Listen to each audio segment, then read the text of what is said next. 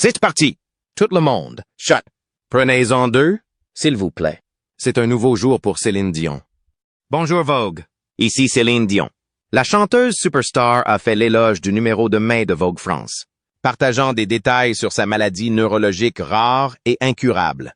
Au sommet de sa gloire, Céline Dion est devenue une célébrité, non seulement pour sa voix puissante, mais aussi pour sa force et sa résilience. Elle a conquis le monde, atteignant des notes qu'elle seule pouvait atteindre et faisant ressentir à ses fans chaque mot qu'elle chantait. Ses chansons comme My Heart Will Go On et The Power of Love sont devenues des hymnes pour des millions de personnes. Pourtant, derrière ses performances emblématiques, Céline a dû faire face à ses propres batailles. Aujourd'hui âgée de 56 ans, elle parle d'une maladie rare qui a tout changé. Le syndrome de la personne raide. Alors, comment a-t-elle vécu ce parcours? Et quel impact cela a-t-il eu sur sa vie? Rejoignez-nous pour découvrir sa bataille contre le syndrome de la personne raide et les luttes personnelles qui se cachent derrière sa voix puissante. Les humbles débuts de Céline Dion. Céline Dion, née le 30 mars 1968 à Charlemagne, au Québec, était la benjamine d'une famille de 14 enfants. 16 parents, Thérèse, femme au foyer, et Adhémar, boucher, étaient tous deux d'origine française. La vie n'était pas des plus glamour pour la jeune Céline. Grandir dans une famille nombreuse signifiait partager presque tout, bébé. Elle dormait même dans un tiroir au lieu d'un berceau pour gagner de la place. L'argent était compté, donc les vêtements d'occasion étaient la norme. Et Céline partageait souvent un lit avec ses sœurs. Malgré ses difficultés, elle se souvient de la maison de son enfance comme d'un endroit rempli d'amour, de rires et de musique. La musique était omniprésente dans la maison des Dion. Le nom Céline vient d'une chanson, Céline, chantée par l'artiste français Hugues Zoffré. À l'âge de 5 ans, Céline monte sur scène pour la première fois au mariage de son frère Michel, en interprétant un air français. Ce moment préfigure le chemin qui l'attend. Enfant, Céline rêvait de devenir chanteuse et rentrait souvent de l'école pour jouer. De la musique dans le sous-sol de la maison familiale avec ses frères et sœurs. Même si l'école n'était pas son endroit préféré, elle pensait que la vraie vie était avec sa famille. « Je détestais l'école », écrira-t-elle plus tard dans son autobiographie, expliquant qu'elle se sentait toujours plus vieille que son âge en raison de l'influence de sa famille. Céline a dû faire face à son lot de difficultés en grandissant. On se moquait d'elle à l'école à cause de sa silhouette maigre et de ses dents, et certains enfants la traitaient même de vampire. Les tabloïds locaux l'auraient surnommée Canine Dion, en raison de son apparence. Cependant, ses expériences ne l'ont jamais empêché de poursuivre son rêve. Sa passion pour la musique lui a permis de garder les pieds sur terre, et le soutien de sa famille lui a donné la confiance dont elle avait besoin. Céline a vécu un terrible accident quand elle avait 5 ans. Elle a été renversée par une voiture sous les yeux de son père et de son frère. Elle a été hospitalisée pendant une courte période en raison d'une commotion cérébrale. Mais elle s'est remise sur pied, déterminée à poursuivre son rêve, trouver sa voie et devenir une star.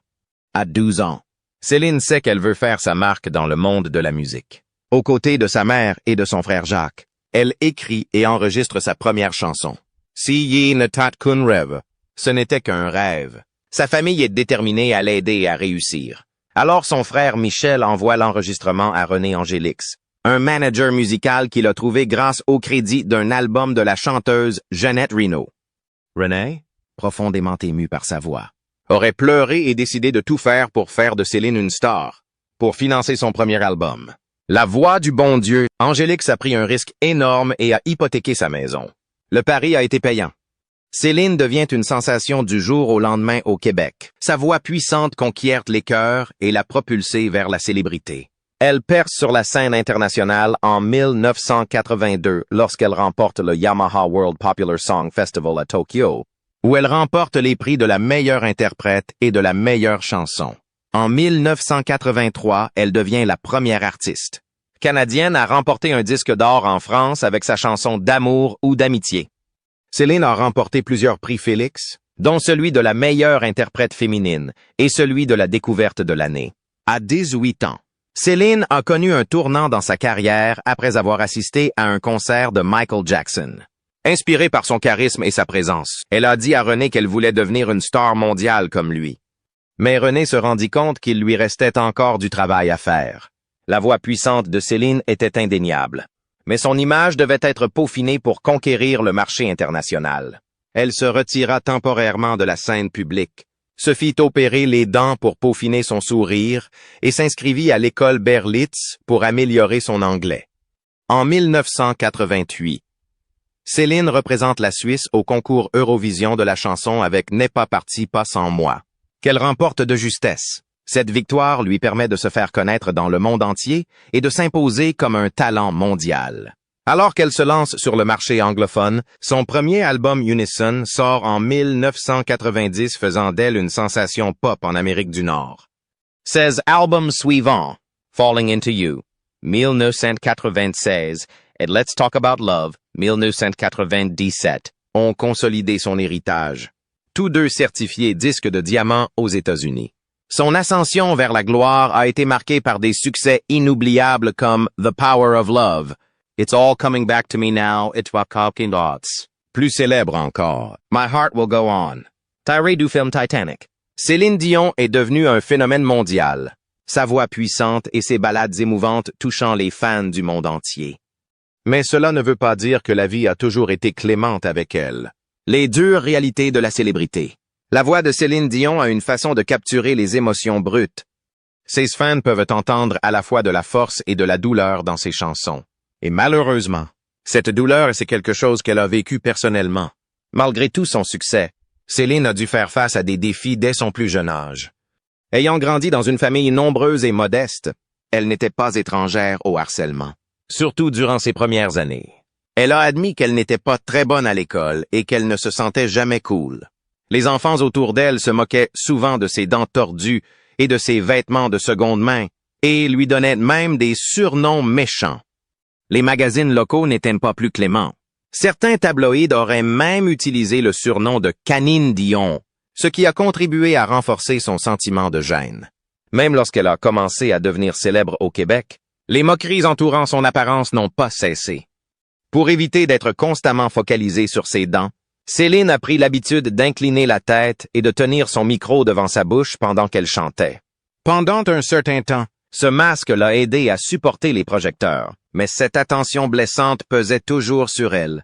Pourtant, malgré tout cela, Céline a continué à chanter. Sa voix est devenue son bouclier et son talent est rapidement devenu indépassable. Elle a continué à briller malgré le jugement sévère du monde, déterminée à prouver sa valeur et à s'élever au-dessus de la négativité. Mais le saviez-vous? Elle a lutté pour fonder une famille. La famille a toujours été au cœur de l'identité de Céline. Ayant grandi avec 13 frères et sœurs, elle rêvait de fonder une famille aussi grande et pleine d'amour que lui. La maternité était quelque chose qu'elle valorisait encore plus que la musique, déclarant un jour « Je ne suis pas vraiment une chanteuse. Ma vie, c'est d'être maman. » Elle ne voulait pas prendre de risques avec sa famille comme elle aurait pu le faire avec sa carrière. Mais quand il s'est agi de fonder une famille avec son mari, Renee Angelil, les choses n'ont pas été faciles. Après avoir essayé de concevoir naturellement pendant 6 ans, ils ont décidé de recourir à la fécondation in vitro, FIV. C'est ainsi qu'est né leur enfant miracle, Renee Charles. En 2001, un moment que Céline chérit profondément. Cependant, le chemin de Céline et René vers d'autres enfants fut difficile et déchirant. Ils ont essayé la FIV à plusieurs reprises et ont fait une fausse couche avant que Céline ne tombe, enceinte de jumeaux en 2010. Ce fut un parcours doux amer qui lui a finalement permis d'avoir ses fils, Eddie et Nelson, dans sa vie, lui donnant la famille dont elle avait toujours rêvé. Mais la tragédie a rapidement frappé. En 2016, Renee, son mari et de soutien de longue date, est décédé après une longue bataille contre le cancer. Il avait été son manager, son ami et son partenaire de vie. Et maintenant, élevant seul ses fils jumeaux, Céline se retrouve à naviguer dans un nouveau et douloureux chapitre de sa vie, changée à jamais mais déterminée à continuer. En parlant de cela, la carrière de Céline n'a pas seulement été marquée par le succès, mais aussi par des batailles contre la santé qui ont failli lui faire perdre sa voix. Des batailles contre la santé et la perte. En 2012, elle a dû faire face à un sérieux défi lorsque ses cordes vocales se sont affaiblies. Après avoir eu du mal à chanter pendant un test de son, elle a demandé l'aide d'un grand spécialiste qui lui a dit qu'elle avait besoin de reposer sa voix pendant plusieurs semaines. Cette nouvelle a entraîné l'annulation de plusieurs spectacles, Une décision déchirante pour une personne aussi dévouée à ses fans que Céline. Malgré ses difficultés, elle est restée résiliente, a suivi tous les conseils médicaux et est finalement revenue sur scène. Sa voix toujours aussi puissante. Ses problèmes de santé ne s'arrêtent pas là. En 2018, l'équipe de Céline a annoncé qu'elle souffrait d'une maladie rare de l'oreille appelée trompe d'Eustache patuleuse. Ce trouble l'empêchait d'entendre correctement, ce qui affectait sa capacité à chanter. Elle a essayé divers médicaments, mais rien n'a fonctionné à long terme, ce qui l'a obligée à subir une intervention chirurgicale. Une fois de plus, elle a dû reporter ses spectacles à Las Vegas et se concentrer sur sa convalescence.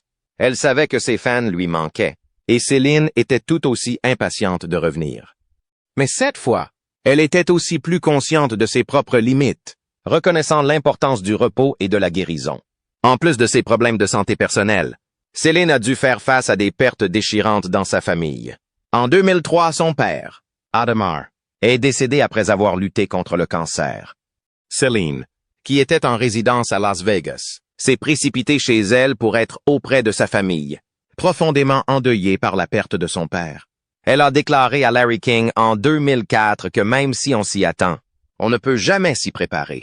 Des années plus tard, en 2020, elle a dû faire face à une autre perte lorsque sa mère, Therese, est décédée à l'âge de 92 ans après une longue période de santé déclinante. Céline, toujours ouverte avec ses fans, a partagé la nouvelle lors d'un concert à Miami. Sa voix était forte alors qu'elle dédiait le spectacle à sa défunte mère. Mais les pertes auxquelles elle allait faire face ne s'arrêtaient pas là. La tragédie au sein de sa famille. Céline Dion a subi de nombreuses pertes, à commencer par les membres de sa famille bien-aimée. Parmi ses 13 frères et sœurs, Céline était particulièrement proche de sa sœur aînée, Corinne, la fille de Liette, née en 1977. Corinne a reçu un diagnostic de fibrose kystique, une maladie douloureuse qui affecte les poumons et d'autres organes. Céline a tenu Corinne près d'elle tout au long de sa jeune vie, chantant doucement à son oreille alors qu'elle s'éteignait à seulement 16 ans. En se rappelant ce moment déchirant qu'elle a partagé avec elle, une larme a coulé sur la joue de Corinne. Puis elle est partie. Céline a plus tard dédié la chanson Vol à sa nièce, capturant le chagrin et l'amour que Corinne a laissé derrière elle. Cette expérience l'a profondément émue et l'a poussée à soutenir Fibrose Kystic Canada, un organisme dont elle est proche en mémoire de sa nièce. Des années plus tard, la tragédie a frappé à nouveau en 2016, une année particulièrement difficile pour Céline. Et John Veer, son frère aîné, Daniel, a perdu son combat contre le cancer. Il est décédé à l'âge de 59 ans, 2 jours seulement après le décès de son mari, Renee, des suites de la même maladie. Ce fut un moment bouleversant pour Céline, qui a dû supporter la douleur de perdre 2 êtres chers si proches l'un de l'autre. Mais le chagrin ne s'est pas arrêté là. Plus tard cet été-là, la sœur de Céline, Liette, a dû faire face à sa propre perte dévastatrice, lorsque son mari, Guy, a succombé à un cancer implacable qui a affecté ses os, son cerveau et ses poumons. 2016 a été une année que Céline n'oublierait jamais, remplie de rappels constants de la fragilité de la vie et de l'impact de l'amour et de la perte. Restant fidèle à elle-même dans la célébrité et la mode, Céline Dion n'a jamais eu peur d'être elle-même, même lorsque cela signifie faire face à la critique. Une chanson emblématique de sa carrière, It's All Coming Back to Me Now, a sa propre histoire. Écrite par Jim Steinman dans les années 1980, la chanson était à l'origine destinée au chanteur Meat Loaf. Cependant, Steinman a estimé que la chanson avait besoin de la touche d'une chanteuse et l'a finalement donnée à Céline, dont la version est devenue un énorme succès en 1996. Bien que Meat Loaf ait été déçu, il a finalement enregistré sa chanson en 2006, mais son interprétation n'a pas eu le même succès. Cette histoire n'est qu'un exemple de la façon dont Céline Dion a su s'approprier ses chansons. Au-delà de sa musique, les choix vestimentaires de Céline Dion ont attiré l'attention du monde entier. Ces dernières années, son style est devenu plus audacieux, mettant en valeur son côté espiègle et confiant. Surnommée la Céline Dion essence par The Cut, son nouveau look comprend tout. Des robes audacieuses avec des fentes jusqu'aux cuisses, aux robes à imprimer, marguerites décontractées. Lors de la Fashion Week de Paris en 2019, son ami A. Styliste Pepe Munoz a même dû ajuster sa robe pour éviter un accident de garde-robe, soulignant encore davantage leur étroite amitié. Malgré ses choix accrocheurs, certains fans ont exprimé leurs inquiétudes concernant son poids. Céline Dion a répondu directement. « Je fais ça pour moi. Je veux me sentir forte, belle, féminine et sexy. » Pour ceux qui ont une opinion sur son corps, elle avait un message simple. « Si ça ne vous plaît pas, laissez-moi tranquille. » Alors qu'il y avait des rumeurs d'une histoire d'amour entre Dion et Munoz, elle a précisé qu'ils n'étaient que des amis proches. « C'est un gentleman. Il me donne la main pour sortir, » a-t-elle expliqué, ajoutant que leur lien était purement platonique. Pourtant, Dion a trouvé de l'humour dans les ragots, soulignant que les rumeurs ne la dérangeaient pas. « Ça ne me dérange pas parce qu'il est beau et qu'il est mon meilleur ami. » Ce mélange de confiance en soi et d'humour l'a également amené à collaborer avec Ryan Reynolds pour Deadpool 2. Lorsque Reynolds l'a invité à chanter Ashes pour le film, elle a accepté. La vidéo, qui a été filmée sur sa scène de Las Vegas, présente une danse comique entre Dion et Deadpool lui-même. Reynolds a décrit cette expérience comme l'une de ses journées préférées sur le plateau, en disant « L'oxygène était réglé à 150%, donc on riait tout le temps. » Et maintenant, qu'en est-il de sa vie personnelle? L'histoire d'amour qui a défini sa vie. L'histoire d'amour entre Céline et René Angélique est l'un des aspects les plus marquants de sa vie, qui a commencé alors qu'elle n'avait que 12 ans. Le frère de Céline a trouvé le nom de René au dos d'un album et lui a envoyé sa cassette démo. Ému par sa voix, René l'a prise sous son aile et s'est donné pour mission d'en faire une star. Leur relation, pourtant, était loin d'être ordinaire. René avait 26 ans de plus qu'elle et, bien qu'il se soit d'abord concentré sur sa carrière, Céline a commencé à le voir différemment en grandissant. À 19 ans, elle avait développé des sentiments profonds pour lui, même si sa mère n'était pas ravie à l'idée. Elle craignait que la différence d'âge, les mariages passés de René et ses enfants ne compliquent la vie de sa fille. « Elle a tout essayé pour me faire changer d'avis », a admis Céline, mais l'amour entre Céline et René s'est renforcé, gagnant finalement l'approbation de sa mère.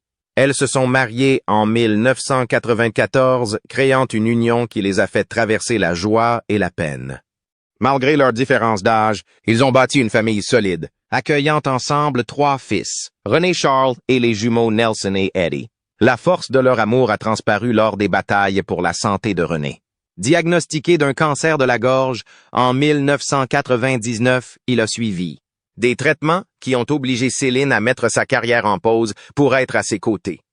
Il s'est rétabli, mais la maladie est revenue 2 fois de plus, la dernière fois, et finalement, elle lui a coûté la vie en janvier 2016. Dans ses derniers jours, il a souhaité mourir dans les bras de Céline, mais elle n'a pas pu être là la nuit de son décès. Malgré tout, elle s'est plus tard réconfortée en se disant que lorsqu'il a cessé de souffrir, je me suis dit qu'il allait bien, qu'il méritait de ne pas souffrir. La perte de René a été l'un des moments les plus difficiles de sa vie, mais elle a trouvé le moyen de continuer, soutenue par l'amour qu'il partageait et les souvenirs qu'il créait. À ce propos, la mort de René a changé Céline à bien des égards, notamment dans sa façon d'aborder sa propre santé. Pendant des années, elle a lutté contre une maladie non diagnostiquée. Céline a continué à se produire sur scène, voulant rester forte pour ses fans et sa famille, mais sa mort l'a forcée à repenser ses priorités. Elle a réalisé que ses fils avaient déjà perdu un parent, et elle ne voulait pas qu'ils vivent dans la peur d'en perdre un autre. Je leur ai fait savoir, vous avez perdu votre père? Votre mère a une maladie, mais je ne vais pas mourir, a-t-elle partagé, déterminée à les rassurer. De quel état s'agissait-il? La bataille de Céline Dion pour sa santé.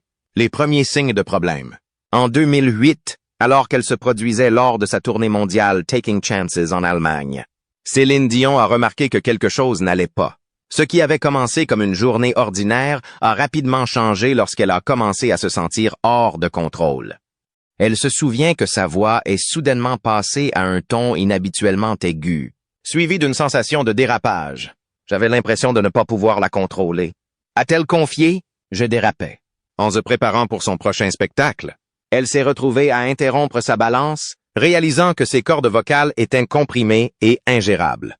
Elle a décidé de ne chanter que 2 chansons au lieu de son concert habituel de 45 minutes, espérant que ce n'était qu'un problème temporaire. Malheureusement, Les choses ne se sont pas améliorées. Au fil du temps, les symptômes de Dion se sont aggravés et elle a commencé à ressentir des spasmes musculaires douloureux qui ont affecté son équilibre et ses mouvements. C'était comme si son propre corps la trahissait, la laissant coincée dans des positions inconfortables qu'elle ne pouvait pas débloquer. Les tâches quotidiennes devenaient un défi. Cuisiner, quelque chose qu'elle adorait, devenait difficile car ses doigts et ses mains étaient sujets à des crampes. Son état était implacable. Dans les pires cas, elle avait l'impression que quelqu'un l'étranglait. Elle a même mentionné que des épisodes plus graves pouvaient potentiellement lui briser des côtes. Pourtant, Céline a continué à aller de l'avant, déterminée à continuer à performer, même si elle ne savait pas ce qui poussait son corps à agir de cette façon. Elle cherchait des réponses et relevait de nouveaux défis. En 2019, les difficultés de Céline se poursuivaient. Pour gérer ses spasmes musculaires constants, elle a eu recours à de fortes doses de Valium, prenant souvent jusqu'à 90 mg par jour juste pour se produire sur scène. Je ne savais pas que cela pouvait me tuer, a-t-elle admis, choquée par le risque que cela représentait. Elle prenait le médicament avant une représentation, mais au moment où elle montait sur scène, l'effet avait déjà disparu, la laissant dans la douleur et instable. Au plus fort de sa dépendance, elle savait qu'elle devait arrêter. C'est pourquoi, avec l'aide de médecins, elle a entrepris le difficile processus de sevrage pendant la pandémie. En 2020, pour la première fois depuis des années, Dion a pu donner la priorité à sa santé. Jusque-là, elle s'occupait de son mari, René, décédé en 2016 tout en élevant ses enfants et en continuant à se produire sur scène. Mais pendant la pandémie, elle a finalement eu la chance de chercher des réponses. Après d'innombrables tests, elle a reçu un diagnostic en 2022, le syndrome de la personne raide, une maladie neurologique rare qui affecte ses muscles. Curieusement, le diagnostic lui a apporté un sentiment de soulagement. Cela peut paraître étrange, mais lorsque j'ai reçu mon diagnostic, j'étais heureuse. A-t-elle confié, expliquant qu'elle avait l'impression de pouvoir enfin cesser de lutter contre un ennemi invisible. Elle pouvait désormais se concentrer sur l'avenir avec le soutien et les traitements appropriés. Ses symptômes persistants. Céline a reporté sa très attendue résidence à Las Vegas en 2021. Un communiqué de presse expliquait que des spasmes musculaires sévères et persistants l'empêchaient de se produire, la forçant à retarder la première de son nouveau spectacle. Malgré tous ses efforts, ses symptômes continuaient à interférer avec sa carrière. Début 2022, elle a dû annuler l'étape nord-américaine de sa tournée mondiale. Une décision qui l'a déçue, mais qu'elle savait nécessaire pour sa santé. Quelques mois plus tard, elle a de nouveau reporté sa tournée européenne, exprimant ses regrets à ses fans dans une vidéo Instagram émouvante. Pourtant, malgré tout, elle a gardé espoir, partageant qu'elle allait un peu mieux et déterminée à continuer à s'améliorer. Rendre public son diagnostic et choisir une nouvelle voie. En décembre 2022, Céline Dion a décidé de parler ouvertement de sa bataille contre le syndrome de la personne raide. En partageant la nouvelle avec ses fans à travers une vidéo sur Instagram, elle a expliqué à quel point il avait été difficile de garder ses difficultés cachées, en disant « Je ne voulais plus vivre dans ce bunker ». Le fardeau était si lourd. Son honnêteté a trouvé un écho auprès des fans du monde entier, qui comprenaient désormais toute l'ampleur de ce à quoi elle était confrontée. Malheureusement, sa santé étant toujours imprévisible, Dion a annulé sa tournée mondiale de 2023. Elle a exprimé son chagrin, reconnaissant que les tournées sont exigeantes même quand on est en bonne santé. Ce n'est pas juste de continuer à reporter les concerts, a-t-elle dit, mais elle a rassuré ses fans. Je n'abandonne pas. J'ai hâte de te revoir. En 2024, Dion s'est profondément investie dans son traitement. Dans une interview avec Vogue France, elle a confié que son régime thérapeutique était intense, avec des séances 5 jours par semaine. Elle s'est entraînée comme une athlète, travaillant ses orteils, ses genoux, ses mollets, ses mains, et bien sûr, sa voix. J'ai choisi de travailler avec tout mon corps et mon âme, a-t-elle déclaré, expliquant que son objectif était d'être aussi forte que possible. Son dévouement à s'améliorer témoignait de sa résilience, car elle restait optimiste quant à son retour sur scène. Son objectif ultime? Se tenir devant la tour Eiffel et chanter à nouveau de tout son cœur. En juin 2024, Céline a donné sa première interview depuis qu'elle a rendu public son diagnostic, en parlant davantage de son parcours et de sa détermination à vivre pleinement sa vie, malgré les difficultés. Ce mois-là, un documentaire détaillant son combat a été diffusé, offrant aux fans un aperçu intime de sa vie avec le syndrome de la personne raide. Puis, en juillet, elle a surpris tout le monde en se produisant pour la première fois depuis 2020 lors de la cérémonie d'ouverture des Jeux olympiques de Paris. Debout devant la Tour Eiffel, elle a livré une interprétation émouvante de l'amener à l'amour. Une chanson qui rendait hommage à ses luttes et symbolisait son amour indéfectible pour la vie et la musique. Dans la vie de Céline Dion atteinte du syndrome de la personne raide, le nouveau documentaire I Am, Céline Dion offre un regard approfondi sur le parcours de Céline Dion depuis son diagnostic de syndrome de la personne raide. Le film capture des moments douloureux, notamment une grave crise musculaire lors d'une séance de thérapie.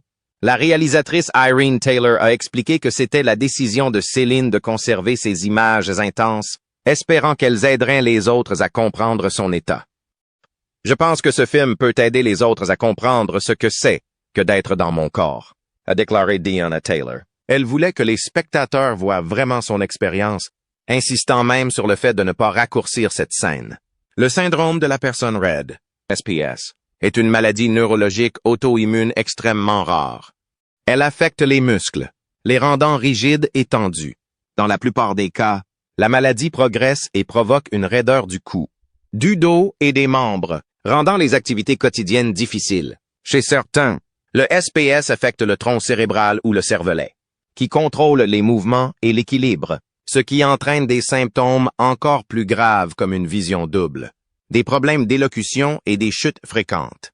Bien que souvent considérée comme une maladie rare, les experts estiment qu'elle est peut-être plus courante, bien que toujours très rare. À ce propos, il n'existe actuellement aucun traitement curatif contre le SPS. Un diagnostic précoce peut toutefois aider à gérer les symptômes et à limiter la progression. Les traitements incluent des thérapies immunitaires pour empêcher le corps d'attaquer son propre système nerveux. D'autres thérapies se concentrent sur la gestion quotidienne des symptômes, comme les relaxants musculaires, les anxiolytiques et les thérapies physiques, de l'aquathérapie et des traitements thermiques aux étirements et aux exercices d'équilibre. Tout au long de son combat, elle a continué à ressentir la présence de René, car elle croyait qu'il était avec elle en esprit, la guidant pour faire les meilleurs choix pour elle-même et sa famille. Elle a même gardé des photos de lui dans la maison pour que ses enfants puissent se sentir proches de leur père. Ils ont embrassé les photos, a-t-elle raconté, trouvant du réconfort dans le fait qu'ils faisaient toujours partie de leur vie quotidienne. Bien que Céline ne se voit pas aller de l'avant sur le plan amoureux, elle sait que la vie a une façon d'apporter l'inattendu. « Je ne pense pas à une relation et à retomber amoureuse », a-t-elle déclaré, reconnaissant que même si elle est satisfaite de sa famille, elle est ouverte à tout ce que l'avenir peut lui réserver. La vie de Céline, remplie d'amour, de perte et de résilience, montre une femme qui a fait face à d'innombrables épreuves, mais qui continue de trouver de la force dans sa famille et dans le souvenir de l'amour qu'elle partageait avec René. Son parcours reste un témoignage du pouvoir de la résilience, qui continue non seulement pour elle-même, mais aussi pour l'héritage de ceux qu'elle a aimés et perdus. Malgré tout cela, Céline Dion demeure une figure de force, ayant fait face à des épreuves que la plupart des gens ne peuvent imaginer. Sa voix, qui a apporté tant de joie aux autres, continue d'être pour elle-même une source de force et de guérison. Son histoire est celle du courage, du chagrin et, surtout, de la puissance inébranlable de l'esprit humain. Que pensez-vous de son histoire et qu'est-ce qui pousse Céline à continuer, même face à des défis aussi difficiles? Partagez vos réflexions dans les commentaires ci-dessous et n'oubliez pas d'aimer, de vous abonner et d'activer la cloche de notification pour découvrir d'autres histoires fascinantes.